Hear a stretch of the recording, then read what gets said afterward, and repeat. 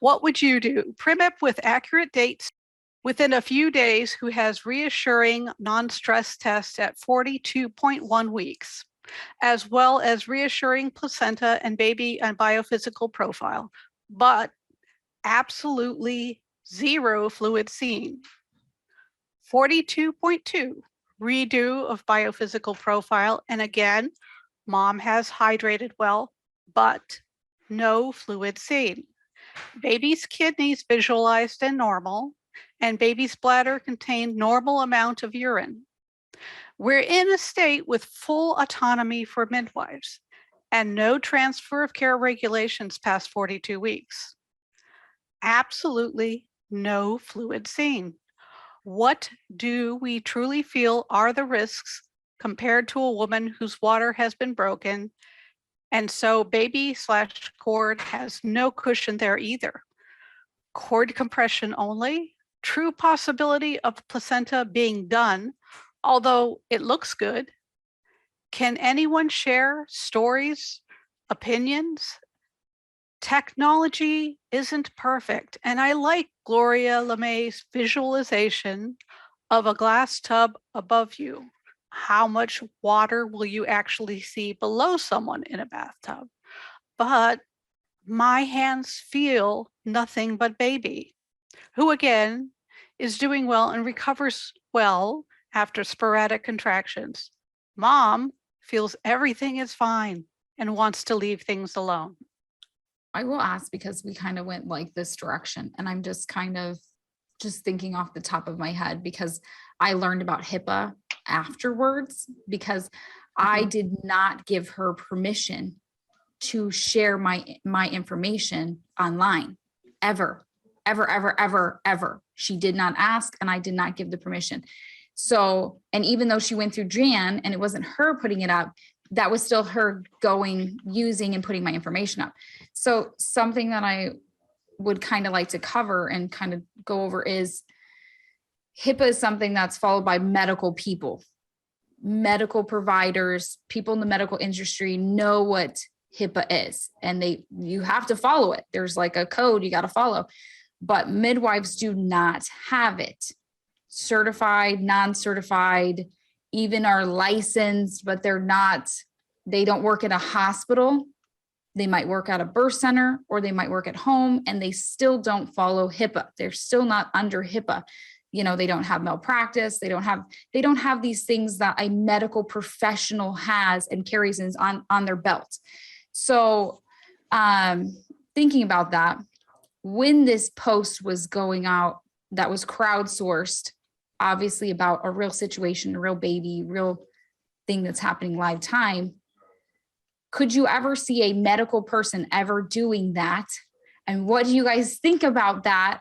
Because obviously this was a pretty out there thing. And we know that the people commenting were not Joe Blow random person. We know the people commenting were midwives, current at the time, practicing with clients, midwives, and even doulas, but people in the birth industry making money off from births and their advice. So how do you guys feel about the whole crowdsourcing and medical versus the midwifery way? Yeah, a couple of things. First of all, if a midwife is accepting insurance dollars, and there are plenty that do, CPMs, who take Medicaid and other things, that they are bound by HIPAA in that case. Okay. So Christy was not, because I believe you were paying her cash, right? Yeah. So, but regardless of HIPAA, there's ethics, and basic medical ethics is that you don't blab about your patients to anyone, let alone people online. I mean, this is a basic medical ethics that anyone should be following if they are taking care of patients. So that's number one. Number two is regarding crowdsourcing. Okay. So yeah, I mean, this is a level of crowdsourcing that I think everyone would say is unacceptable. Personally, I think any sort of crowdsourcing on Facebook is unacceptable. It's not private. We all know it's not private. It doesn't matter how private you think a group is, if it's a closed group, an open group. There's no such thing as privacy on Facebook. Do doctors crowdsource? I'm sure some do. I can't make a blanket statement. Are they going to be crowdsourcing on Facebook? No. I would say doctor crowdsourcing is more going into a group of your colleagues physically and asking them, like going into the doctor's lounge and at the hospital and presenting a case to people. I mean, that's the kind of crowdsourcing that doctors would do. And I would say that's not crowdsourcing, that's collaborative care.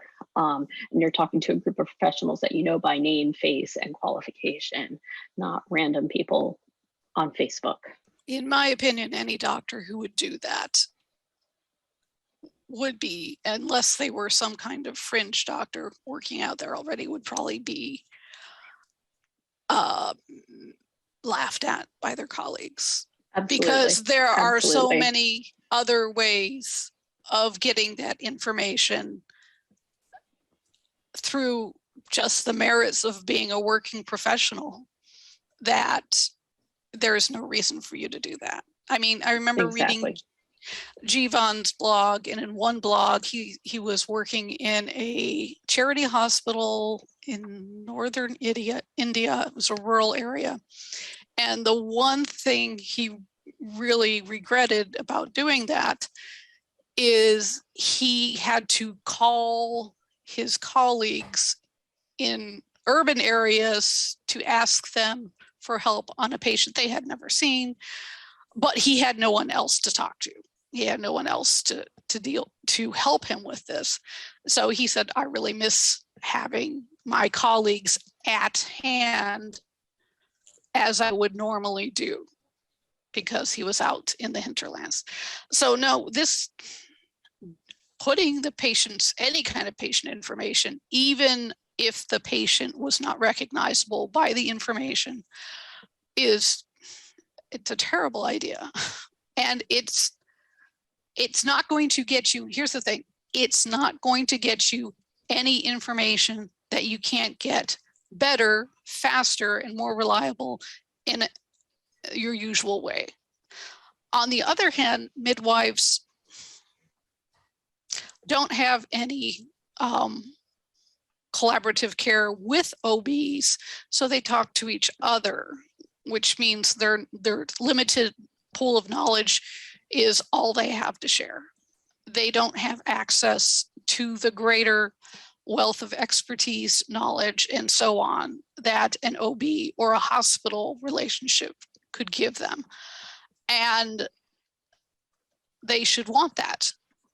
That should be a priority for any ethical provider who's working out of hospital, because they know that they will need hospital care for their patients sooner or later. It's a certainty that they will need it, and they would want to, if you were a good provider, you would want to have the best available care for your patient when they go to the hospital. And the only way you're going to get that is to have a good working, proactive relationship with the hospital.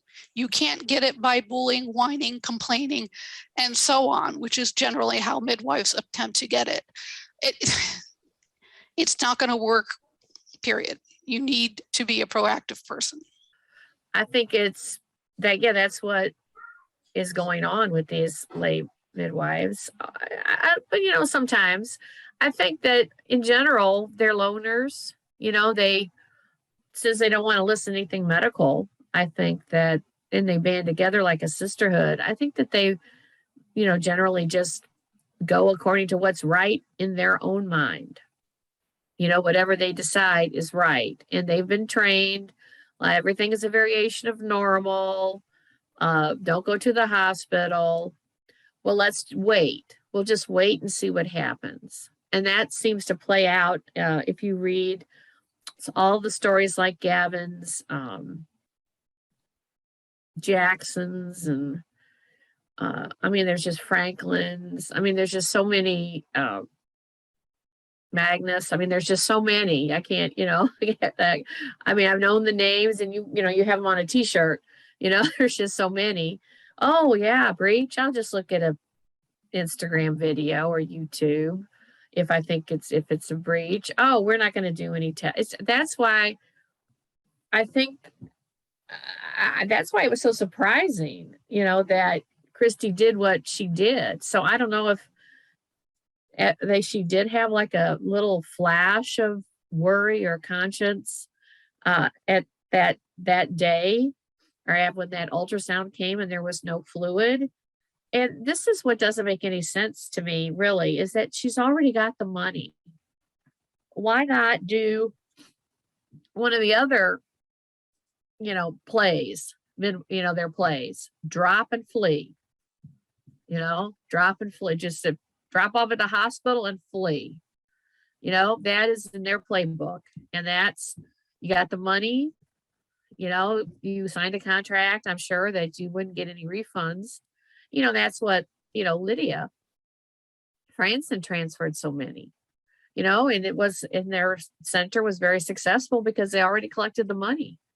And she just realized she didn't expect that she was going to transfer so much. And she started reading, and then, we already had interviewed her for one of our videos, but, and I remember looking at her first 50 births that she had to record, and we counted them up. So many were transferred for pain, for failure to progress, just all these reasons. I think that she just thought, why? It's not safe. If I feel like if I want the baby to live, I have to transfer. And so at least the midwives that, drop and flee, at least they give the baby a chance. And so I don't know if she was just so stubborn that she says, well, there's got to be something I haven't thought of, that some of these elder midwives. So that's also, there's like a group, I guess, that's Ina May and some others, Penny Sipkin and Ruth Rodley, who I don't think she's delivered a baby in her life, but somehow she's in this terror committee, I think. I guess she felt she didn't want, she just was so egotistical. I have two theories. One is she wanted ammunition so she could go back to her family that she's serving and say, okay, here's what we can try. And the other one is she may have known she was in trouble. And when midwives get into trouble, what do? They cover their asses. So I think, well, usually they do nothing, or they do, but I guess that's what they do. That's well, if you know you're in trouble, one thing you can do is try to say, give me cover. And if she's going to other midwives and saying, oh, this is my situation, what do you suggest? And none of them say, go to the hospital. Then she's like, oh, okay, I did everything I was told to do. Okay. Yeah, I could see that. But that is just, it's just the ultimate, and sadly, it's really the end of so many of these stories is the ones that are, some of them that are dropped off at the hospital and abandoned. Some of those babies do live. Now, some do not, but some do. So, and that's, Gavin might have had a chance had she done that. But of course, there's other times when I think they've known that the baby has passed. And then but they still do that, and they think, okay, well, the hospital, I can blame it on the hospital. I can lie and say, oh yeah, baby's heart was beating. And when we dropped off the hospital, we just had a fetal heart tone. It's just the whole group is just, it's so despicable, from their training to their groups and their nauseating ebook about avoiding legal prosecution. That ebook that I read, and every story is just, there's so many themes. there's so many things that just keep running through. So, but yeah, I guess that's what she thought. If she did crowdsource, she could say, well, yeah, I did everything that the elder midwives told me to do. She's coming, what? That was just 2 years after the California case.